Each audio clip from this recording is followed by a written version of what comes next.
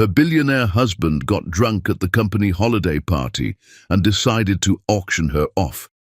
Who wants to spend a night with my frump and listen to her squawk? Starting bid, $5. But when she walked into the ballroom, the real show began. A very beautiful story for my very beautiful family. Don't miss Chapter 8, a surprise for everyone. Let's start with love. $5. Who'll give me $5 for a night with my wife? The microphone caught every syllable. 400 people went silent in the specific way that only happens when something deeply wrong enters a room without being invited. Not the polite silence of anticipation, but the held-breath silence of collective disbelief. Glasses stopped mid-air. A woman near the back set her fork down without looking at it. The jazz band felt the stillness spreading toward them across the marble floor and let their instruments go quiet, one by one, like candles in a draught. Dean Young stood at the center of the stage with the microphone loose in his hand and a smile on his face that he genuinely believed was charming. He had been drinking since before the first course. Everyone in that room could see it. Most of them had been pretending they couldn't. "Come on," he said, warming to it now, carried forward by whiskey and the long habit of a man who had never once faced a crowd and failed to find approval waiting for him. "She doesn't do much. She mostly sits there and tells me what I'm doing wrong." He laughed at his own joke. Two men near the front laughed too, the reflex laughter of people who need the most powerful man in the room to like them. Starting bid, $5. Who wants to spend a night listening to my frump squawk? The word landed the way a slap lands, sudden, physical, leaving a mark. Frump. In the front row, Brett Calloway set his napkin on the table. He was 63 years old, the most respected investor in the room, a man who had built 3 companies from nothing and believed with complete conviction that character was the only currency that truly compounded. He looked at the stage, and his face held something that was not anger. Anger fades. What was on Brett Calloway's face was permanent. It was judgment. Nobody moved. Nobody laughed. And then the ballroom doors opened. Mia Rose walked in. She had been in the lobby when it started, her phone at her ear, her mother's voice warm on the other end. She had heard Dean through the glass before she made out the words, just the tone, loose and aimed at something. She had lowered the phone and said, "Mom, I'll call you back." She stood with her hand flat against the door for 3 full seconds. Then she pushed it open and walked through. The dress was a deep wine color that moved when she moved, the kind of garment that doesn't announce itself, but that people remember long after the evening is over. Her hair was twisted low at the back of her neck, one gold bracelet at her wrist, the same one her mother had pressed into her palm the morning she had stood before the first building she ever designed and understood, for the first time, what it meant to make something permanent. She wore it tonight the way people carry the things that remind them of who they are when everything around them is trying to say otherwise. She crossed the threshold and the room turned. It moved the way a tide moves. First the tables nearest the doors, a quiet pivoting of heads, a woman who reached for her husband's arm without looking at him because her eyes had found Mia and would not let go. Then the next table, then the next. The ripple spread until even Dean, under the stage lights with the microphone still in his hand, was watching his wife walk through the crowd toward him. She was not hurrying. She did not look frightened. She looked like a woman who had already decided something. Brett Calloway rose from his chair. He straightened his jacket with both hands and began to applaud, slowly, deliberately, the kind of applause that is not celebration but declaration. The woman beside him stood, then the couple behind her. Then in one motion, the room rose, and it did not rise for the company or the evening or Dean Young. It rose for the woman moving through the center of it all with a gold bracelet on her wrist and an expression that not one person there would ever quite be able to describe afterward, except to say she looked like someone who had already won something the rest of them hadn't figured out yet. Dean stood on the stage and watched it happen to him. The smile had gone somewhere and could not find its way back. Mia climbed the 3 steps without being invited. She crossed to where her husband stood and looked at him, not with fury, not with tears, but with something more devastating than either. She held out her hand. He gave her the microphone the way a child surrenders something he was never supposed to have, to no one. 1 beat of silence. Thank to no one. 1 beat of silence. Thank you for your kindness this evening. Enjoy the rest of your night. She set the microphone on the podium. She walked off the stage.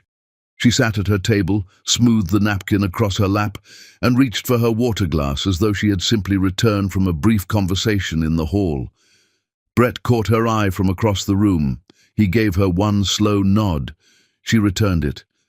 Then she looked at her plate and breathed evenly and repeated what she had been repeating to herself for years, that she was steady, that she was fine, that not a single person in this room was going to watch her break. She held that promise through the rest of the evening. She held it through the drive home and through the sound of Dean's footsteps on the stairs and through the long, dark hours after the house went quiet. She held it until 2 in the morning when she was alone at the kitchen table with her bracelet pressed between both palms, and then, without an audience, without performance, she cried, not from weakness, from the specific, bone-deep exhaustion of a woman who had given 8 years of her finest self to a man who had just offered the room $5 for her company. She cried until she was finished. Then she washed her face and went to the window and looked at the city skyline. 1 building caught her eye, tall and clean-lined and honest, as if the person who designed it had refused to tell a single lie in its making.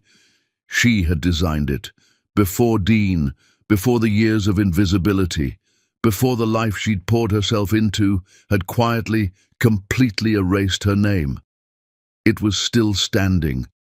So was she.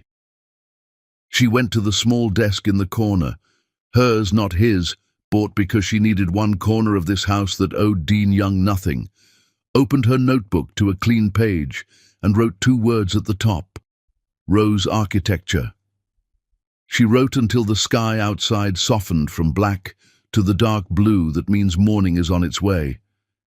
Then she put down the pen and looked at what she had started and felt, for the first time in longer than she could honestly measure, entirely like herself.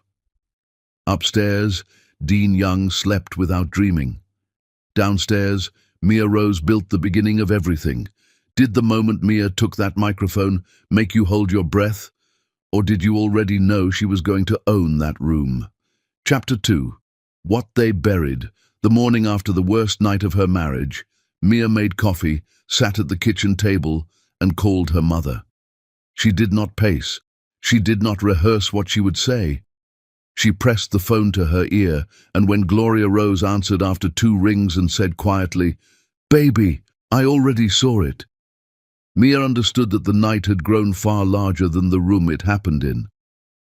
"How far has it gone?" Mia asked. "Far enough that your Aunt Patricia called me from out of state before sunrise." Gloria's voice had the texture it got when she was choosing each word carefully, testing it before letting it carry weight. "There's a video. Someone filmed everything. Brett Calloway standing. The room following him. You walking in." A pause. The caption on the most shared version says, "This woman is the most powerful person in that room, and her husband just proved he knows it." Mia said nothing for a moment. People were not sharing it because it was scandalous. They were sharing it because it was true, because it touched the particular, suffocating experience of being underestimated by the one person who was supposed to know your worth better than anyone. Mia understood this without being told. Understanding it and being at peace with it were 2 entirely different things. Upstairs, the first creak of floorboards. Dean was waking. "Tell me who I was before him," Mia said. "I need to hear it in another person's voice." I've been living inside his version of me for so long that my own feels like something I imagined. So Gloria told her. She spoke about the girl who had come home from her first architecture class and talked for 3 hours straight about structures and light and human feeling without stopping to eat. Who had sketched on everything within reach, napkins, book covers, the backs of syllabuses. Who had looked at a skyline not with longing but with intention, with the grounded certainty that she was going to add something to it that wasn't there before. She talked about the scholarship, the firm that had come looking before graduation, the project on the eastern skyline, the real one, the one that had changed the city's profile, that Mia had led at an age when most designers were still learning which rules were worth breaking, the international attention that followed, the calls from firms in other countries. The developer who had said the intelligence of the work was unlike anything he had seen from someone so early in a career. "And then you met Dean," Gloria said. "It was not an accusation. It was a fact stated plainly, which is sometimes worse." "And I stopped," Mia said. "You redirected," Gloria said carefully. "You gave everything you had to something else. To someone else." Gloria didn't argue with that. After a moment, Mia said, "His company was failing when we met. 2 quarters from collapse. I could see it in the numbers when he couldn't see it in himself. I sat at a kitchen table in a different city and rebuilt his entire client strategy from nothing, rewrote the pitch documents, found revenue lines his team had completely missed. He presented it as his own thinking because he was convincing and I was willing to be invisible." She paused. "Young Industries is standing today because of work I did. I have never said that sentence out loud until this moment." The silence on the line was full. "I know," Gloria said softly. Upstairs, the floorboards shifted again, closer to the stairs. "Mom," Mia said, "I have to go." "Mia!" Her mother's voice went low and deliberate, the voice of a woman delivering something important for the last time. "That building on the skyline has your intelligence in its bones. A man making a fool of himself at a microphone cannot reach back in time and unmake what you built, but you have to decide what you do now." Mia looked at the notebook on the desk. Rose Architecture. "I already have," she said. She ended the call. She stood still for a moment, listening to Dean's slow, careful footsteps on the stairs. The walk of a man whose body was settling its account with the night before. The kitchen door opened. He stood in the doorway in yesterday's dress shirt. His eyes carried the specific damage of a morning that had arrived without mercy. He opened his mouth. Mia picked up the page she had written before sunrise and laid it on the table between them. Her intention to separate. Her own handwriting, plain and complete and requiring nothing from him. Not argument, not response, not understanding. Dean looked at it, then at her. "Mia." "The coffee is still warm," she said. She picked up her bag, her coat and her notebook, and she walked out the front door into the grey morning without looking back. She had known for a long time that looking back was only useful when you intended to return. Do you believe some people only show you who they truly are when they think the consequences will fall on someone else? Chapter 3. The morning he sobered up, Dean Young had never once stood in his own kitchen and felt small. He stood there now. The coffee was warm. Mia had made it before leaving. And this was somehow worse than if she had left the kitchen dark and empty. It meant she had stood at the counter in the early hours while he slept off what he had done, and she had still made the coffee. That one small act held more dignity than anything he had managed in years, and he understood it immediately, and the understanding settled into his chest like something with no intention of leaving. He read her note 3 times. Each time it said the same thing. His phone had not stopped vibrating since he came downstairs. He knew without looking. His PR director, his assistant, the board contacts, who only called when something needed managing. He did not feel capable of managing anything. because the clarity that arrives the morning after is a specific and brutal thing, and what it was showing him today was not a situation. It was himself. He had stood on a stage in front of 400 people and auctioned his wife for $5. He had used the word frump. He had laughed. He opened his phone. 41 missed calls. His assistant's message read, "Call me before you do anything." Below it, a link. He pressed it and watched the video. He watched it twice. The second time, he watched his own face during the part he couldn't have seen from the stage, the moment the room rose for her. He watched himself standing under the lights while 400 people got to their feet for the woman he had just humiliated, and he saw in his own expression the precise instant the whiskey confidence drained out of him, and what remained was just a man, fully exposed, who had done something irreversible in front of everyone who mattered. His PR director answered on the first ring. "The comments aren't about you," she said immediately. "If they were about you, we could manage the narrative. But they're almost entirely about her, the way she walked in, Brett Calloway standing, the way she took the microphone." A pause. "The world has decided your wife is someone. The only question now is what story you're living in." "What would you suggest?" Dean said. Even as he said it, he heard the hollowness. A man reaching for strategy when the wound was somewhere strategy couldn't reach. "Call her," she said simply. The call ended. He sat at the table and thought about calling Mia. He opened her name, held his phone, set it down. He was not afraid of her anger. He had spent years navigating that, deflecting it, waiting it out. He was afraid of the thing he had seen in her face when she took the microphone, that absolute, composed clarity. Anger meant you still had a stake. What Mia had shown the room last night was beyond anger. It was conclusion, and a man cannot argue with a conclusion or charm his way around it or outlast it. His mother called at noon. Eleanor Young was 71. She had survived a great deal with a composure that people mistook for coldness, which was actually something far more durable than coldness. She spoke to her son in a voice so controlled it was almost gentle. "Dean, I have watched you make mistakes for 50 years. I have defended you, explained you, and covered for you more times than you know. I will not be doing that this time." A pause filled with nothing, which was worse than anything she could have put inside it. "That woman is better than you. She has always been better than you. And last night you made certain the entire world agrees with me." She ended the call. He sat in the house that suddenly felt enormous, every room now a register of her absence. The small desk in the kitchen corner, empty.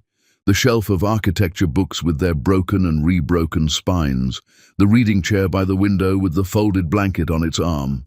He had walked past that chair 10,000 times. He had never once asked what she was reading in it. He noticed everything now, the way you notice a room after someone has been removed from it. Frank Hewitt arrived in the afternoon without calling. He let himself in with the key he had carried for years and found Dean still at the kitchen table, still in yesterday's shirt.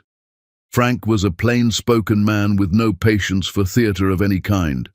He sat down and was quiet for a moment. "I'm not here about the video," Frank said. "I'm here because I've been your partner for 11 years and I owe you honesty." He folded his hands on the table.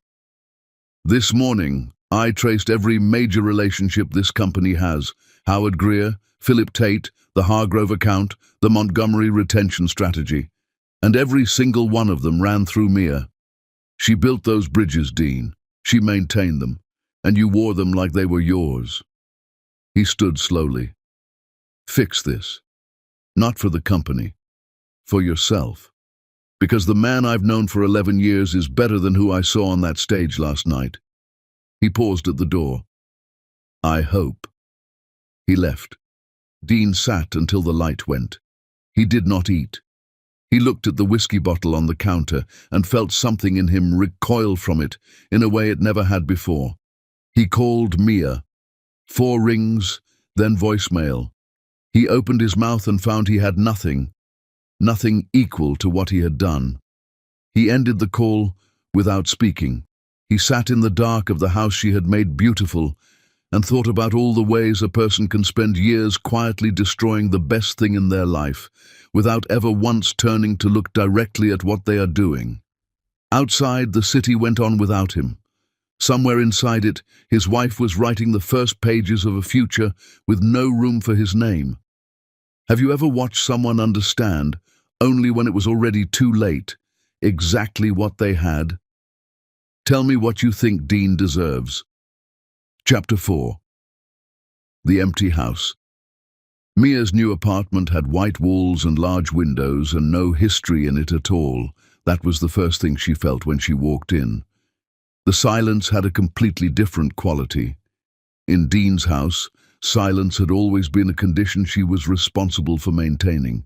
Here it was simply quiet, clean and unburdened, and entirely hers. She set her bag on the counter, stood in the center of the room, and took a breath that went all the way down. She had taken very little with her: clothes, architecture books, her notebook, her bracelet, everything she needed, everything unambiguously her own. The apartment belonged to an old colleague working overseas for several months. It looked like luck. Mia knew it wasn't. It was the result of maintaining friendships carefully through years when her world had contracted to the size of a house and a husband and a quiet desk in the corner. She had kept those threads without knowing she was building something to catch herself. She knew it now. She made tea and sat and opened her notebook and kept working. Rose architecture was not a dream she was nursing. It was a plan under construction. She worked the way she had always worked best, methodically, without sentiment, laying the structure of an idea with the same honesty she brought to actual buildings. What she had, what she needed, the gap and what it would take to close it, what she was willing to do. She was not willing to ask Dean for a single thing. She was not willing to wait. Back across the city, Dean was learning what her absence meant in the specific practical language of consequence. It came by degrees, not loudly, but in the withdrawal of things so familiar they had become invisible. The Thursday dry cleaning was not ready because Mia had managed the account and he hadn't known there was an account to manage. The dinner with Bryce Hargrove, among the company's most important long-term clients, had been built on the friendship Mia had cultivated with Bryce's wife Donna through years of genuine attention. When Dean's assistant called to confirm and Donna asked for Mia, the pause that followed a simple "she won't be attending" carried more information than a full conversation. They cancelled the following morning. Dean's assistant Renee delivered the Tuesday correspondence and, because she was a woman of real integrity, and this moment was one that integrity required something of, she set the folders on his desk and said, "Mr. Young, what happened at the gala is being discussed in every office in this building, and the discussion is not going in the direction you might hope." He looked up. "The women," Renee said quietly, "are not going to forget that word." She left. He sat behind his desk and looked at his office, the size of it, the way it had always arranged itself around his comfort and authority, the unquestioned ease of a man whose position had never once been asked to justify itself, and felt its dimensions differently than he ever had. That same afternoon across the city, Mia's phone rang. She almost didn't answer. The number was professional and unknown, and she was deep in the section of the business plan that needed her full attention. She answered anyway, the way you answer the calls you almost don't, because something in you already knows. Mia rose. The voice was direct and warm, a woman fully in command of her own time. "My name is Diane Okafor. We worked together briefly at Harman and Blake years ago. I don't expect you to remember." Mia remembered her immediately. 3 years ahead of her at the firm, formidably talented, the kind of professional whose work you quietly studied because it was worth the study. "I remember you very well," Mia said. "Good. Then you know I don't call people to pass time." Brief and certain. "I'm running my own firm. We've been offered a large-scale mixed residential and civic commission, the kind that comes along rarely. The client attached a condition to the offer. A pause. They want you. By name. They remembered the Skyline building and they want the mind that made it. Mia was quiet for a moment. That was a long time ago, she said. The building is still standing, Diane said simply. The mind that made it doesn't have an expiry date. Are you available to meet? Mia looked at the white walls, the clean light, the kitchen table covered in the notes for a future she was building from bare ground. Yes, she said. I'm very available. She set the phone down and sat with the particular warmth of being found. Not discovered. She had never been lost. Found. Called back by her own name after years of being known only as someone else's. She opened a fresh page in her notebook. At the top she wrote, Rose Architecture, Phase 1. She underlined it. Then, because it deserved it, she underlined it again. When someone finally calls you by your real name after years of being known as someone else's, what does that moment feel like? Tell me. Chapter 5. The Return of Her Name. Diane Okafor's office had good bones and better light, the kind of space that tells you everything about the person who works in it before a single word is spoken. That they believe environment is conversation. That they have thought carefully about what surrounds them and chosen accordingly. Mia noticed all of this before she sat down. Within 4 minutes, Diane had laid the project across the table, face up, nothing withheld. Large scale, mixed civic and residential, the kind of commission that asks not just for technical ability, but for a philosophy. What do people need from the spaces they inhabit? What does a neighborhood owe the people who live inside it? Mia had been answering those questions since she was 22 years old. She leaned over the preliminary drawings and within 10 minutes was talking the way she talked when something real locked her mind in. Not presenting, not performing, simply thinking out loud. The gap between her thoughts and her voice completely closed. She had 3 distinct directions before her coffee was finished. By the time she stood to leave, stopped. I didn't stop, Mia said. I stopped. I didn't stop, Mia said. I stopped being visible. Diane looked at her, not with pity, which Mia would not have sat still for, but with the quiet recognition of one woman who understood the cost of invisibility, acknowledging it in another. You're visible now, Diane said.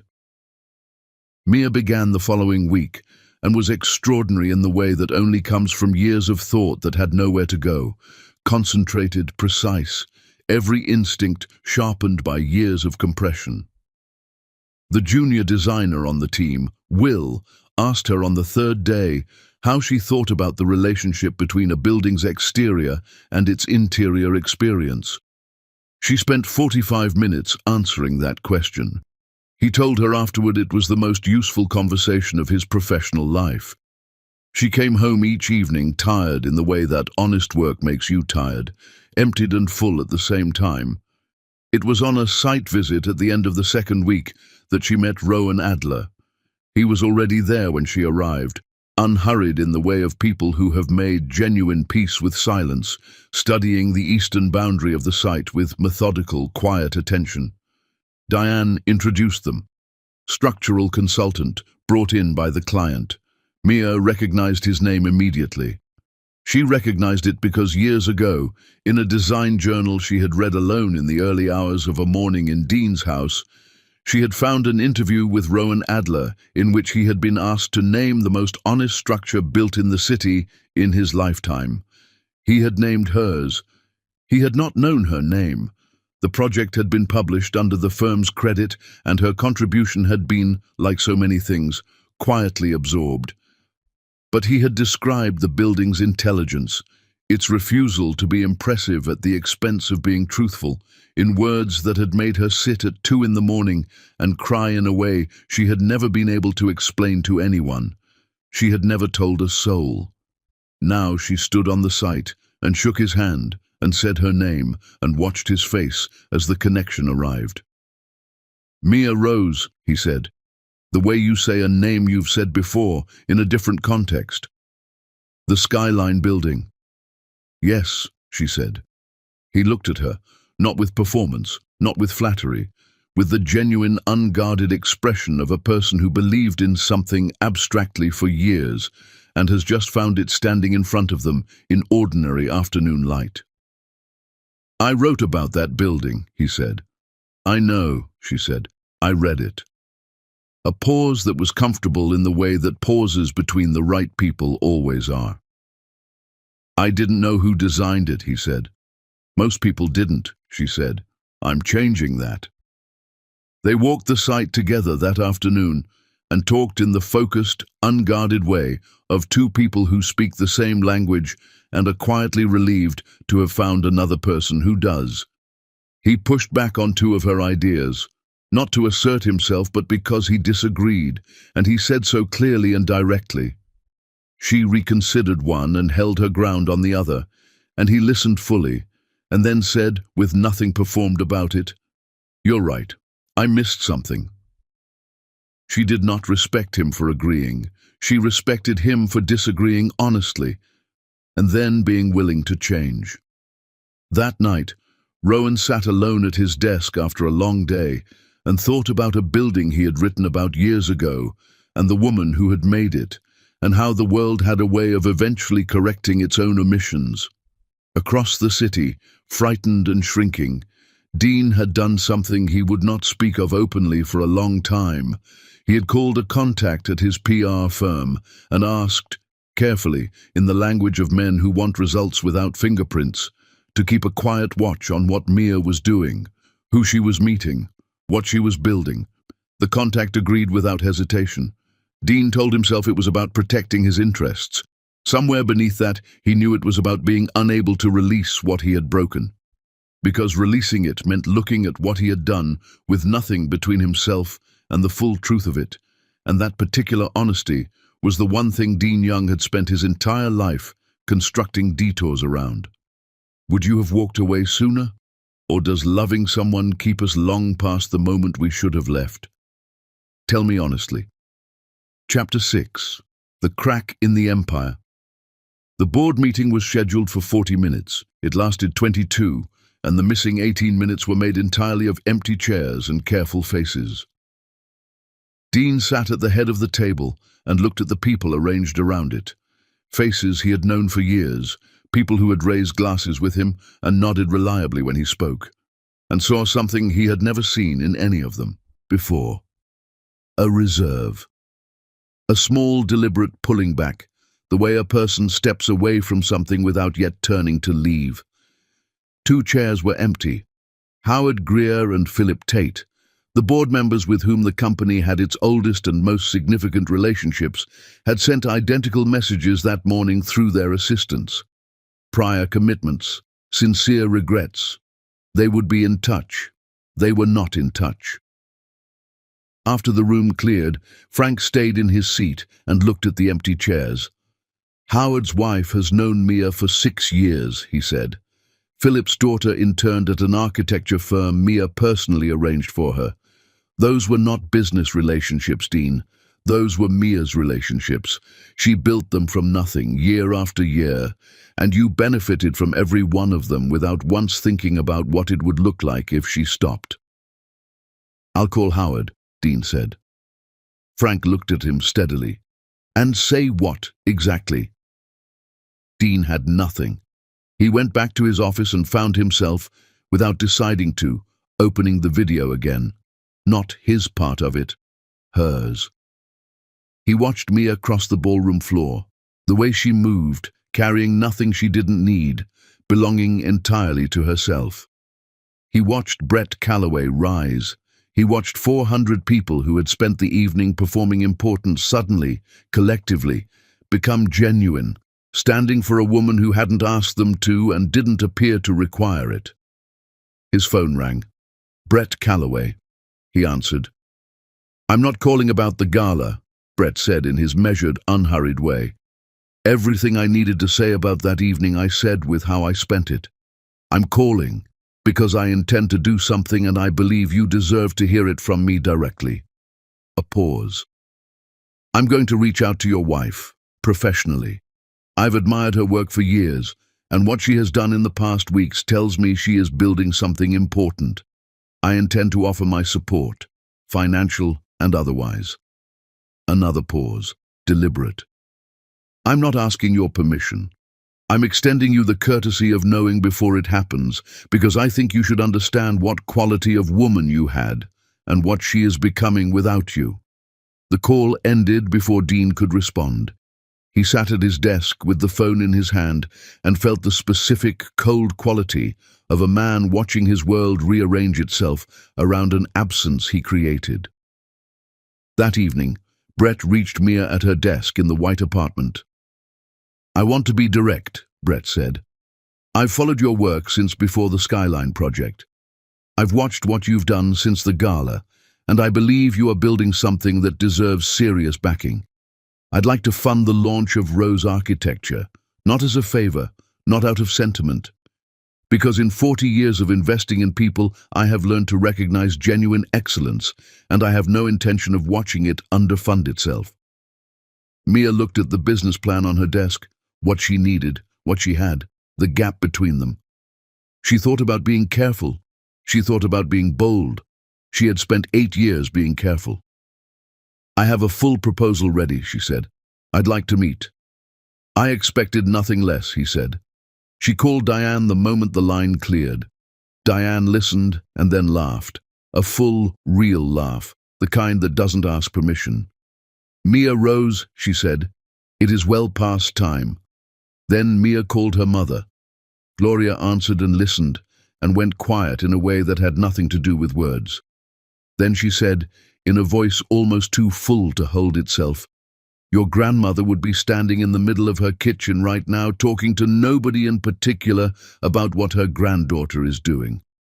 Mia laughed, unprepared for it, completely genuine, from somewhere that had nothing to do with performance.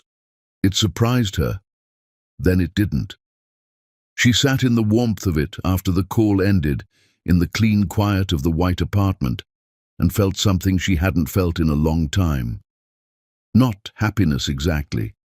Something quieter than happiness, and far more durable. She felt like someone whose feet were on ground that belonged entirely to her.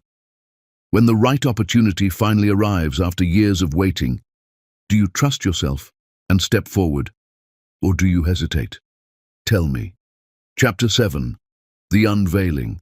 The invitation went to 300 people. Every single one of them came.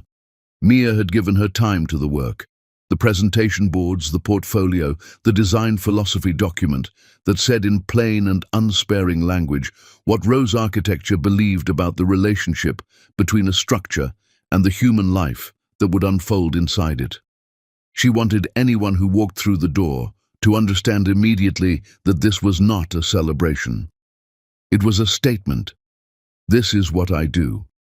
This is what I have always done. This is what I intend to keep doing without apology. Diane Okafor was there in a dress the color of deep water, standing the way she stood at everything, as someone who had long since earned the right to take up exactly as much space as she wanted. Brett Calloway arrived with 2 members of his investment team and went directly to the presentation boards, where he stood reading in silence for a long time, which was more meaningful than anything he could have said aloud. Several architects who had spent years wondering where the mind behind the Skyline building had disappeared came and stood in front of that portfolio and found their answer. Rowan Adler arrived 20 minutes in, still in his work clothes, which told her he had come directly from the site and felt no need to explain that. He found her talking to a young architecture student who had written to the firm's new website 2 days earlier, asking if he could attend. She had replied within the hour. When the conversation ended, Rowan stepped forward. "You built this fast," he said. "I built it slowly," she said. "Over 8 years, in the only space I had." She touched her chest briefly. He understood without her elaborating and didn't try to make it larger than it was. "It shows," he said. Diane spoke first. No podium, no notes. She spoke about talent and time and what happens to exceptional work when the world doesn't know where to look for it. She spoke about Mia the way one serious professional speaks about another, when the respect is genuine, without decoration, without inflation, with the authority of someone who has watched the work and is telling the truth about it. Brett spoke next, brief and exact. He said that in 40 years of backing people and ideas, he had followed one principle: find the ones who are building something they believe in even when no one is watching. Mia Rose, he said, has been building something she believed in for a very long time. I am proud to stand at the beginning of what comes next. Rowan spoke last, unscheduled. Diane introduced him with a slight smile that suggested she had suspected he might say something and left space for it without telling him. He stood at the front of the room and said, "Some years ago, I was asked to name the most honest structure built in this city in my lifetime. I named a building on the east skyline. I said it had the intelligence of something made by a person who refused to tell a single architectural lie." He paused and looked at Mia across the room. "I didn't know her name then. I know it now. Her name is Mia Rose. And if this work in front of you tonight is any indication, the building I named was only her first sentence." The room was still. Then it was not. Across the city, at the hotel where Dean had scheduled a Young Industries investor dinner, the same evening, a coincidence Mia had not engineered but had not avoided, everything was technically correct. The table settings were precise. Dean spoke with the controlled ease of a man who'd been performing confidence for 20 years and could do it on reflex.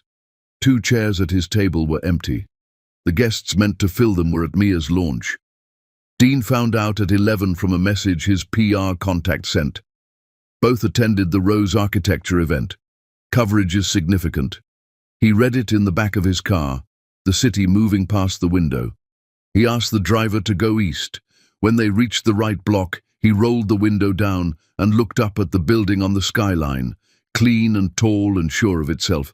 Exactly what it was, and nothing it was not. Standing in the night, the same way it had stood every night for years, whether anyone was looking or not. He looked at it for a long time. "Take me home," he said.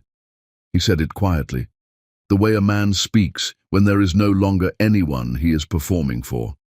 When someone finally steps into the light they were always meant to stand in. What does it feel like to witness? Tell me below. Chapter 8. His lowest moment. The bid document was 40 pages and 3 weeks of real work. Mia and Diane's team had built something genuinely exceptional, not the inflated exceptional of people close to their own efforts, but the kind that exists when a thing has been thought through entirely and executed without a single shortcut. The public commission was significant. The committee had a strong reputation for considered, transparent decisions. The response came on a Tuesday morning. Mia read the email twice, then she set her phone face down on the desk and sat still, not reacting, waiting for the shape of it to become clear. They had been passed over. She had lost bids before. Every firm loses bids, and loss is simply part of the work. But the language nagged at her. The speed. The phrase, "another direction," without elaboration, from a committee known for specificity in its communications. She called Diane. Diane had already heard.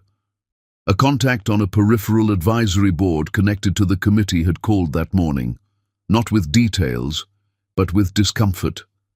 The message was thin and carefully worded. A question had been raised from outside the review process about the financial backing of Rose Architecture, not a formal challenge, nothing with a name attached. A quiet question, a nudge in a direction, the kind that plants just enough doubt to shift a decision without leaving anything you can pull out and examine. Diane named the source before Mia asked. It came through someone connected to Young Industries. The room went very quiet. Mia stood at the window and looked at the city and felt something move through her that was colder and more precise than anger.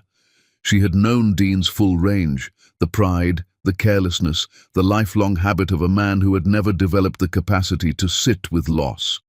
But this was something different.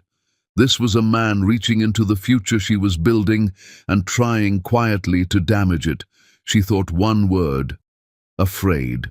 Not herself. Him. He was afraid of what she was becoming, of the size and reality of it, of the way the world was meeting her, with exactly the recognition his management of her had been designed to prevent. And frightened men who have run out of legitimate options will reach for whatever is close. "I want to document everything from the beginning," she said. "Already started," Diane said. Rowan was at the site when Mia arrived that afternoon. He looked up as she crossed the yard, read her face, and set down what he was holding without being asked. She told him what had happened. He listened without interrupting, without performing outrage on her behalf, without positioning himself as anything other than a person fully present and paying attention. When she finished, he was quiet for a moment. "He's afraid of you," he said. "I know," she said. "That's not an excuse," he said. "It's information. It tells you what he might do next." She looked at him. There was a quality in the way he engaged with hard things, a combination of clarity and steadiness that had nothing to do with performance. He was not managing her feelings or trying to be strong for her. He was simply honest, the same way he was always honest, which was the rarest thing she knew. "What do I need right now?" she said, more to herself than to him. "You already know," he said. "I need to keep working," she said. "Then let's keep working," he said. They went back to the site. That evening her mother called. Gloria's voice, when she said hello, had a specific, careful quality to it, compressed, working to hold its level. Mia heard it immediately. "I need to come and see you," Gloria said. "There is something I should have told you a long time ago. I've been carrying it since before the gala, and what Dean has done this week has made my mind up." A pause weighted with years. "I can't do this on the phone. Can I come Saturday?" "Yes," Mia said. "Of course." She set the phone down and sat with the particular unsettled feeling of knowing something important is approaching without yet knowing its shape. She wrote for a while, called Diane, made soup, did all the things that kept the present moment purposeful. But when the lights were out and the apartment was quiet, she thought about her mother's voice, the weight in it, the care with which it had been held in place, and understood that whatever Gloria was carrying, she had been carrying it for a very long time. When someone who hurt you tries to reach into your future to take something else, do you fight or do you focus and build anyway? Tell me what you would do. Chapter 9. What Gloria knew. Gloria Rose arrived on a Saturday morning with a tin of ginger biscuits, not the sweet occasion kind, the ones she had always made for serious conversations, the ones where a person needs something to do with their hands so the rest of them can do what is necessary. Mia recognized them before the lid came off. She had set the table with 2 cups and a full pot of strong tea. They sat across from each other in the clean morning light, and Mia watched her mother arrange the biscuits with a care that had nothing to do with presentation. She waited. She had learned patience from this woman and applied it completely. Gloria wrapped both hands around her cup. "When you met Dean," she said, "you were standing at the edge of something extraordinary. We both know that. But there are things that happened during that time that you don't know fully." She looked at her daughter. "Do you remember the International Commission? The London developer?" Mia went still. She remembered it exactly. Early in her relationship with Dean, before the engagement, the skyline building freshly complete, and the design world beginning to understand what she was capable of. The developer had asked for her specifically. The project was significant, the kind that shapes a career's entire direction. She had felt the pull of it with a clarity that belonged entirely to her professional self. She had stayed. She had always believed she chose to stay freely because it had felt like a free choice. The invisible years had been survivable. She had always had that. The belief that she had been the author of that particular decision. "What happened, Mom?" she said. Gloria straightened her back. Dean came to see me alone, she said, before the engagement. He said he wanted my blessing, wanted me to know how serious he was about you. We had coffee and he was warm, and I did believe he loved you in the way he was capable of loving things. She paused. But in the middle of the conversation, he said he was worried, that the London project would take you away from the life you were building together, that the distance frightened him. He was very careful. It didn't sound like interference. It sounded like a man sharing his fear with the woman who would be his mother-in-law, asking for wisdom. Mia looked at her. "And you called me," Mia said. "I called you," Gloria said. "Not because he told me to, because I believed he was right, because I believed in the romantic version of the story, that love was the real choice and the career would always be there." Her voice dropped. "So I called, and we talked for a long time about whether the distance was worth it. I asked if you were running toward something or away from something. I framed it as a mother helping her daughter think clearly." A pause that held everything. I was giving Dean's hand on the scale the language of wisdom. The apartment was completely still. Mia sat with it. She remembered that conversation in precise detail. She had always held it as one that helped her choose clearly. Her mother's measured voice asking her to be honest with herself. She had believed she was making a free decision with her clearest judgment, supported by the person who had always helped her see truly. She had been making a managed decision, and the person who had managed it had stood in her kitchen every morning for 8 years, drinking coffee from the pot she made, wearing success built at the table that was no longer hers. She sat with that for a long time. Gloria's eyes were full but controlled, not performing, not asking out loud for the forgiveness she was sitting in the presence of, just bearing it, willing to be seen with it. "I only understood what I had done later," Gloria said, "after the invisible years began. I told myself it had only been a conversation. But Mia, a conversation is never just a conversation when the person who asked for it knew precisely what they were asking for." Mia looked at her hands on the table. She thought about the Skyline building, standing in the city whether anyone was looking or not. She thought about a girl with a scholarship and a notebook full of buildings and a whole future shining openly in front of her. She thought about a London project that went to someone else, about a career that had bent inward around one man's private fear, about all the decisions that had appeared to be hers. "Mia," Gloria said, "I am deeply, completely sorry." Mia looked at her mother. "I know you are," she said, not coldly, steadily. They sat together for a long time. They ate the biscuits. The tea went cold, and Mia made more. They talked the way mothers and daughters talk when the hard thing has been said and survived, not about what came next, but in the way of people returning to the love that was always underneath everything else, which had never moved an inch. Gloria left in the early afternoon. Mia stood in the quiet apartment and was still. At 7:30, her phone lit up. A voicemail. Dean's number. She pressed play. His voice was not the voice from the stage. It was not performing. It was just a man in a quiet room, speaking with nowhere left to hide. "Mia, I know you don't have to listen to this. I know you don't owe me anything. Not a conversation, not a minute, nothing. I know that." A long pause. "But there are things I need to say to your face, not through lawyers, not in a voicemail that lets me keep a safe distance, to your face, because I have been a coward my whole life, in ways I am only now beginning to see, and sending you this message is already proving it." His breath, slow and unsteady.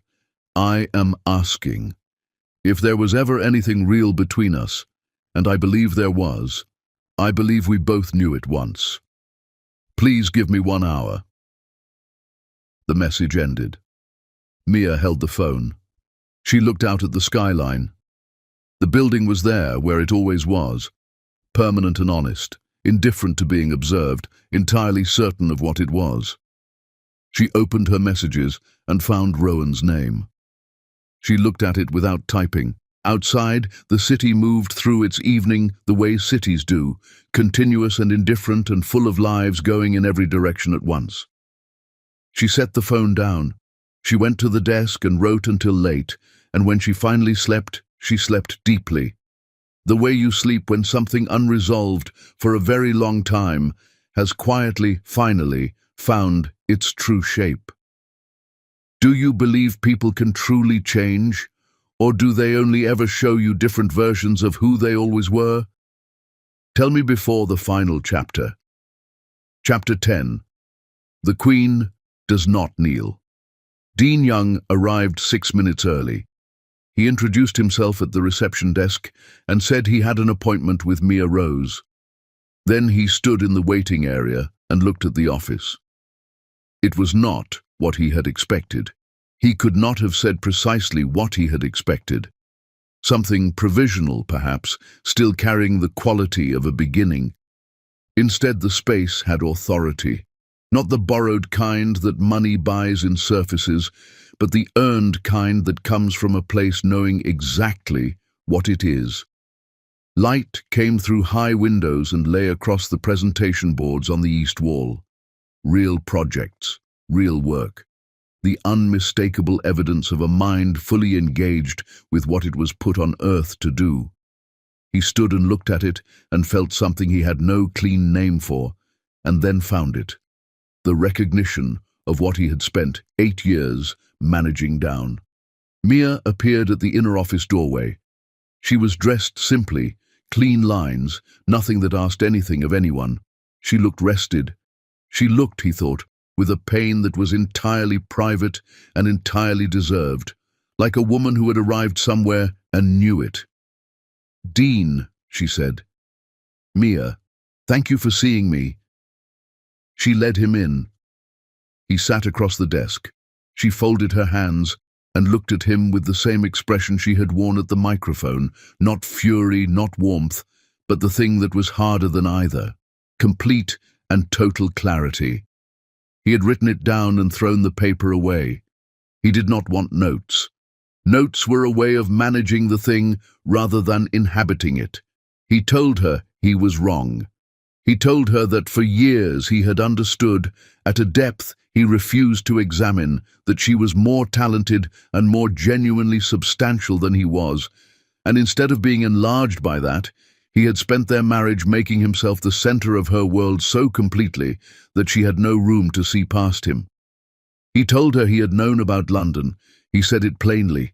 He had gone to Gloria and used her mother's love as a deliberate instrument, and he had been conscious enough of what he was doing to make the choice, and then spent years burying the memory of it.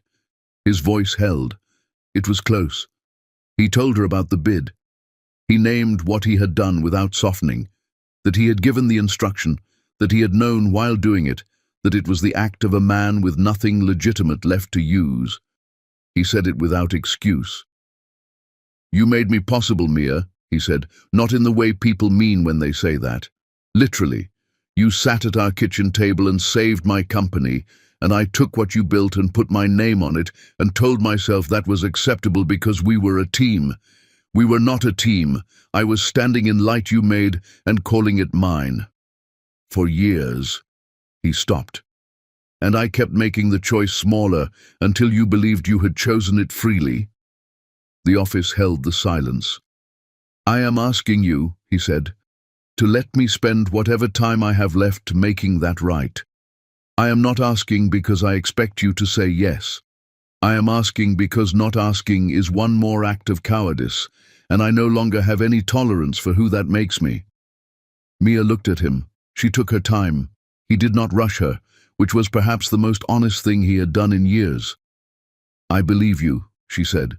"What you just said is real, and I can hear that it's real." She held his gaze without effort. "I forgive you, not for your sake, for mine, because I am not willing to carry this any further than today." He looked at her.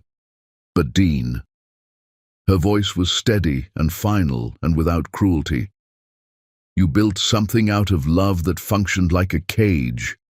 I spent 8 years making it beautiful without understanding what I was doing. I understand it now, completely. A pause. And I will not go back inside. He nodded. Once. Slow. Is there someone? He asked, without claim, simply. There is someone who sees me, she said, that's all. He stood, extended his hand across the desk. She shook it. Real, unperformed, clean. He turned toward the door and stopped. He looked through the glass wall at the presentation boards, and beyond them, through the window, at the skyline. The building stood in the late light the way it always had, honest and permanent, needing nothing from anyone. That building, he said. He didn't turn around. I told people for years I had supported you through the process, that we had worked on it together. A long pause. I never did a single thing for that project. You designed every line of it alone, and it changed the shape of this city, and I wore the marriage around it like a credit I had earned. He was quiet for a moment. I'm not going to say that anymore. He opened the door and walked out into the street below, and she watched him from the window until the city absorbed him. Then she let out a long, slow breath. She picked up her phone. She opened Rowan's name and typed 3 words, ready for dinner. His reply came in seconds, been ready, always. She looked at the skyline. The building stood in it the way it had always stood, honest, permanent, entirely certain of what it was and what it had always been. She had made that. She had made this office, this firm, this life. She had, across the long invisible years and the blazing months that followed, made herself. Mia Rose stood at the window of her own office, in the city that carried her work in its bones, and she was not waiting for anything, not recovering from anything, not beginning anything. She had already arrived, and she was completely and permanently home. Did Mia Rose get everything she deserved, or is this only the first chapter of something even greater? Tell me in the comments, and share this story with someone who needs to read it today, that we had worked on it together. A long pause. I never did a single thing for that project. You designed every line of it alone, and it changed the shape of this city, and I wore the marriage around it like a credit I had earned. He was quiet for a moment. I'm not going to say that anymore. He opened the door and walked out into the street below, and she watched him from the window until the city absorbed him. Then she let out a long, slow breath. She picked up her phone. She opened Rowan's name and typed 3 words, ready for dinner. His reply came in seconds, been ready, always. She looked at the skyline. The building stood in it the way it had always stood, honest, permanent, entirely certain of what it was and what it had always been. She had made that. She had made this office, this firm, this life. She had, across the long invisible years and the blazing months that followed, made herself. Mia Rose stood at the window of her own office, in the city that carried her work in its bones, and she was not waiting for anything, not recovering from anything, not beginning anything. She had already arrived, and she was completely and permanently home. Did Mia Rose get everything she deserved, or is this only the first chapter of something even greater? Tell me in the comments, and share this story with someone who needs to read it today.